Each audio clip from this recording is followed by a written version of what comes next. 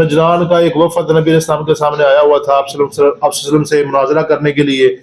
وہ ابھی نبی علیہ السلام کے سامنے بیٹھے ہوئے تھے عیسائی وہ، تو یہودی بھی آ گئے. اب ان یہودیوں کا اور عیسائیوں کا آپس میں جھگڑا شروع ہو گیا. یہودی کہنے لگے کہ ابراہیم علیہ السلام ہمارے تھے، عیسائی کہنے لگے ابراہیم علیہ السلام ہمارے تھے. ان دونوں کا آپس میں کیا ہو گیا؟ جھگڑا. بحث میں لگے، وہ کہتے ہمارے، وہ کہتے ہمارے. نبی علیہ السلام نے فرمایا کہ اما بعد فاعوذ باللہ من الشیطان الرجیم بسم اللہ الرحمن الرحیم یا اہل الکتاب، اہل کتاب، لم تحاجون، تم کیوں جھگڑا کرتے ہو، فی ابراہیم، ابراہیم علیہ السلام کے بارے میں، وما انزلت التوراۃ والانجیل، حالانکہ نہیں نازل ہوئی تھی تورات اور نہ انجیل، الا من بعدہ، مگر ان کے بعد، افلا تعقلون، کیا تمہیں عقل نہیں ہے، انتم ہؤلاء، کیا تم وہی ہو جو جھگڑا کرتے ہو، فیما لکم بہ علم، اس کے بارے میں جس کے بارے میں تمہیں علم نہیں ہے، فلم تحاجون، تم کیوں جھگڑا کرتے ہو، فیما لیس لکم بہ علم، اس کے بارے میں جس کے بارے میں تمہیں علم نہیں ہے، واللہ یعلم وانتم لا تعلمون، اور اللہ جانتا ہے تم نہیں جانتے. ما کان ابراہیم یہودیا ولا نصرانیا، نہیں تھا ابراہیم علیہ السلام یہودی اور نہ ہی نصرانی، ولیکن کان حنیفا مسلما، لیکن وہ تو یکسو ہونے والے اور حکم کو ماننے والے تھے، وما کان من المشرکین، اور مشرکین میں سے نہیں تھے. ان اول الناس، بے شک لوگوں میں سے زیادہ قریب ابراہیم علیہ السلام کے وہ لوگ ہیں، اتبعوہ، جنہوں نے ان کی پیروی کی، وہذا النبی، اور یہ نبی، والذین آمنوا، اور ایمان والے لوگ، واللہ ولی المؤمنین، اور اللہ تعالیٰ دوست ہے ایمان والوں کا. صدق اللہ مولانا العظیم. اللہم صلی علی محمد وعلی آل محمد کما صلیت علی ابراہیم وعلی آل ابراہیم انک حمید مجید. اللہم بارک علی محمد وعلی آل محمد کما بارکت علی ابراہیم وعلی آل ابراہیم انک حمید مجید. پچھلے درس کا خلاصہ یہ ہے کہ رب العالمین نے اہل کتاب کو فرمایا کہ آ جاؤ ایسے کلمے کی طرف جو ہم میں اور تم میں برابر ہے. تم بھی اس کلمے کو مانتے ہو، ہم بھی اس کلمے کو مانتے ہیں، اگرچہ تمہارا اس کے اوپر عمل نہیں ہے، ہم تو اس کے اوپر عمل بھی کرتے ہیں. اور وہ کلمہ کیا ہے؟ یعنی پچھلی تمام کتابوں میں یہی چیز ہے، اللہ نعبد الا اللہ. کیا کلمہ ہے؟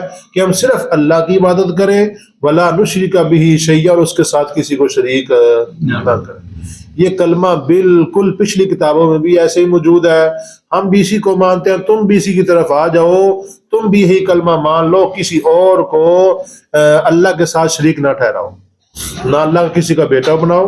یعنی عیسیٰ علیہ السلام کو تم اللہ کا بیٹا مانتے، یہودیوں سے کہا کہ تم عزیر علیہ السلام کو اللہ کا بیٹا مانتے ہو، یہ بیٹا ماننا شرک ہے. اس شرک سے باز آ جاؤ اور اللہ کی توحید کی طرف آ جاؤ. اور آگے ایک لفظ مزید فرمایا تھا کہ وَلَا يَتَّخِذَ بَعْضُنَا بَعْضًا أَرْبَابًا مِّن دُونِ اللَّهِ، کہ تم اپنے علماء کو اللہ کے علاوہ ان کو معبود نہ بناؤ، ان کو رب نہ بناؤ.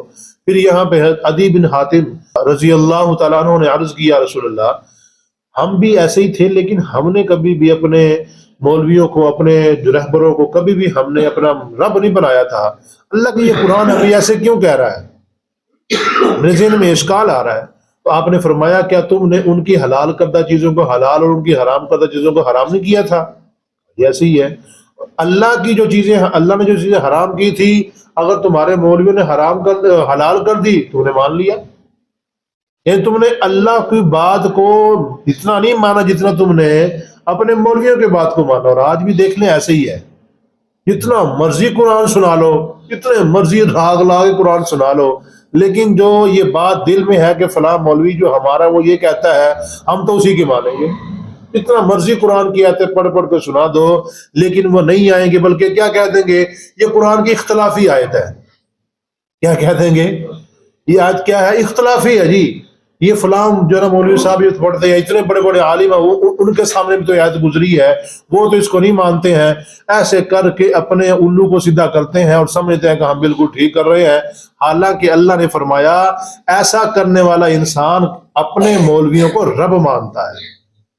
یعنی اللہ کی بات کو چھوڑ کے، چاہے جتنی مرضی پختہ ہو، اس کو چھوڑ کے اپنے مولویوں کی بات کی طرف جا رہا ہے. اللہ نے فرمایا ایسا نہ کرو. اللہ نے فرمایا اگر پھر بھی یہ کر رہے ہیں چھوڑ دو ان کو، ہم تو بھی فرما بردار. تم نہیں مانتے نہ مانو، ہم تو مانتے ہیں، ہم اللہ کے فرما بردار ہیں، ہم تو اللہ کے احکامات کے مطابق زندگی گزاریں گے. یا اہل الکتاب، آگے فرمایا یا اہل کتاب لما تحاجون، تم کیوں جھگڑا کرتے ابراہیم علیہ السلام کے بارے میں. اب وہ جو عیسائی تھے، یہودی تھے، نبی علیہ السلام کے سامنے، وہ جو نجران کا ایک وفد نبی علیہ السلام کے سامنے آیا ہوا تھا آپ صلی اللہ علیہ وسلم سے مناظرہ کرنے کے لیے، وہ ابھی نبی علیہ السلام کے سامنے بیٹھے ہوئے تھے عیسائی. وہ تو یہودی بھی آ گئے. اب ان یہودیوں کا اور عیسائیوں کا آپس میں جھگڑا شروع ہو گیا. یہودی کہنے لگے کہ ابراہیم علیہ السلام ہمارے تھے، عیسائی کہنے لگے کہ ابراہیم علیہ السلام ہمارے تھے. ان دونوں کا آپس میں کیا ہو گیا؟ جھگڑا. بحث میں لگے، وہ کہتے ہمارے، وہ کہتے ہمارے. نبی علیہ السلام نے فرمایا کہ تم کیوں جھگڑا کر رہے ہو؟ عجیب ہی ہو، تمہارا دماغ نہیں کام کرتا. اے اہل کتاب تم کیوں جھگڑا کر رہے ہو ابراہیم علیہ السلام کے بارے میں؟ حالانکہ جس وقت ابراہیم علیہ السلام تھے اس وقت نہ تورات تھی نہ انجیل تھی. ابراہیم علیہ السلام تو تورات انجیل سے پہلے گزر چکے ہیں. اور یہودی عیسائی کون سے ہیں؟ یہودی عیسائی تو وہ ہیں جو تورات انجیل کو مانتے ہیں، وہ تو بعد میں نازل ہوئی ہے. ابھی تک اس عیسائی کا اور یہودیت کا وجود بھی نہیں تھا، اس وقت سے پہلے ابراہیم علیہ السلام گزر چکے ہیں. وہ کیسے یہودی عیسائی ہو سکتے ہیں؟ کیوں جھگڑا کرے؟ تمہیں عقل نہیں ہے اس بارے میں؟ اللہ نے فرمایا وما انزلت التوراۃ والانجیل الا من بعدی، تورات انجیل تو ان کے بعد نازل ہوئی ہے.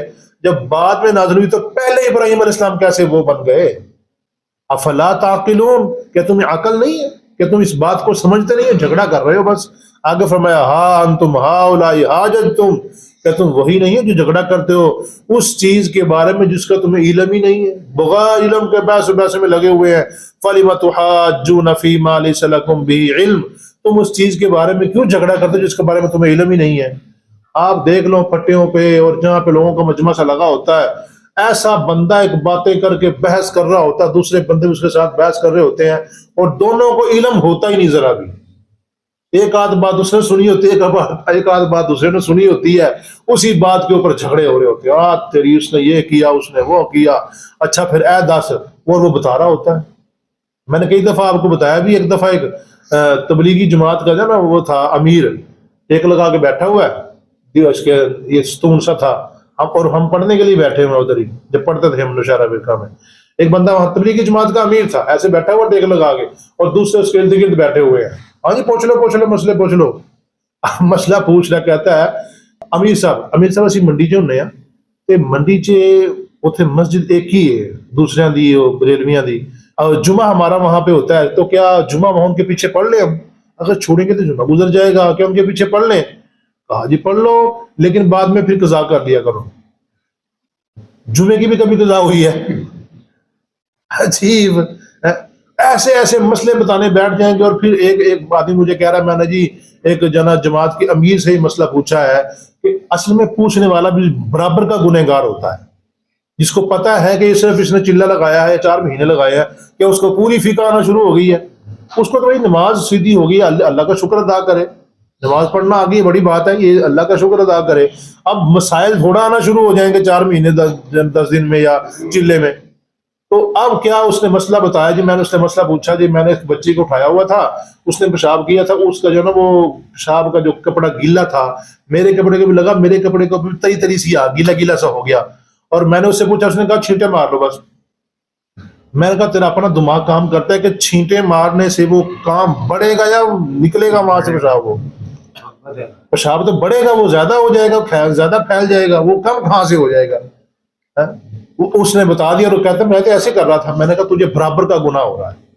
اور کچھ دن پہلے ایک بندے نے مجھ سے مسئلہ پوچھا، کہنے لگا کہ ایک بندہ فلاں بندہ ہے میرے گھر گیا باقاعدہ مجھے مسئلہ بتانے کے لیے کہ عصر کی جو نماز ہے نا، عصر کی جو نماز ہے اس میں 4 رکعتوں میں قرات بھی کرنی ہے، یعنی امام کے پیچھے بھی، اگر انسان اکیلا ہے تب بھی، تو کیا کرنا ہے 4 رکعتوں میں سورۃ فاتحہ پڑھنی ہے، آگے سورۃ بھی پڑھنی ہے. یعنی آخری 2 رکعتوں میں بھی آپ نے کیا کرنا ہے؟ فاتح پڑھنی ہے اور آگے والی قرات بھی کرنی ہے، یعنی چاروں رکعتوں میں آپ نے مکمل قرات کرنی ہے، وگرنہ نماز نہیں ہوگی۔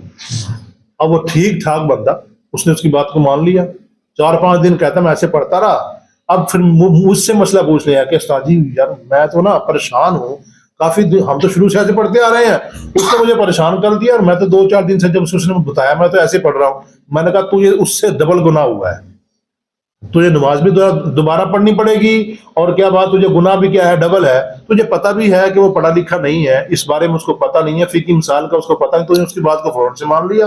اتنی بڑی بات اور چھوٹی سی بات بھی نہیں ہے کہ نماز کے بارے میں اتنا بڑا مسئلہ تم نے سکون سے اس کا مان لیا، تجھے الٹا ڈبل گناہ ہو رہا ہے اس کا۔ اس لیے سوچنا چاہیے ہم پوچھ کس سے رہے ہیں، بحث کس سے کر رہے ہیں، کیا کر رہے ہیں۔ آپ نے کبھی یہاں پہ جو پھٹے بیٹھے ہوتے ہیں اکثر وہ آ جاتا ہے، وہ اس کے ساتھ بحث میں لگے رہتے ہیں، پتہ بھی ہے کہ جاہل آدمی ہے، پتہ بھی ہے کہ یہ کہتا ہے کہ میری مولویوں کے پیچھے نماز نہیں ہوتی، یہ سارے مولوی گمراہ ہیں، یہ ہے فلاں، سب کو پتہ ہے، صحابہ کرام کو نعوذ باللہ برا بھلا کہہ دیتا ہے وہ، اس کے باوجود اس کے ساتھ بحث کر رہے ہوتے ہیں، اور وہ لگا ہوتا ہے لاؤ کسی مولوی کو میرے سامنے، میں یہ کر دوں گا اور وہ کر دوں گا۔ حالانکہ انسان کو جب پتہ ہو، قرآن کریم میں ایمان والوں کی ایک صفت بتائی گئی ہے کہ جب کسی جاہل سے مخاطب ہوتے ہیں اس کے ساتھ جھگڑا نہیں کرتے بلکہ کہتے ہیں السلام علیکم جی، جان چھوڑا اپنا کام کرو۔ آپ بھی ایسے کریں گے نا انشاءاللہ۔